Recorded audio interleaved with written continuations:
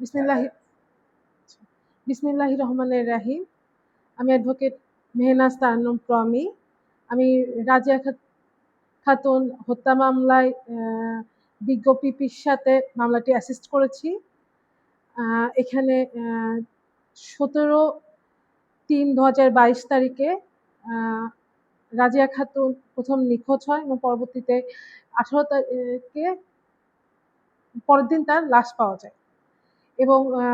তার পিতা মিজিক শেখ একটি মামলা অজ্ঞাতনামা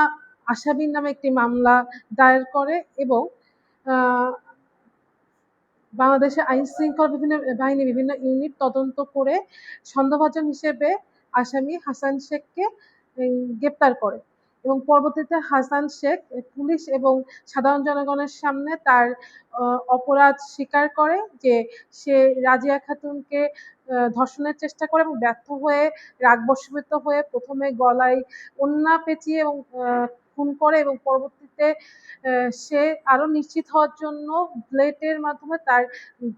গলা কাটে এবং তখন যখন ভিকটিম স্ট্রাগল করছিল তখন মূলত একটা লোম তার শরীরে থেকে যায় এবং পরবর্তীতে সিআইডি ইউনিট এই লোমটা ডিএনএ করে এবং হাসান শেখের সাথে সম্পূর্ণরূপে মিল পায় এবং এই মামলায় 11 জন সাক্ষী ছিল। 11 জন সাক্ষী, পুলিশ সাক্ষী, পুলিশের তদন্ত এবং অন্যান্য সাক্ষী,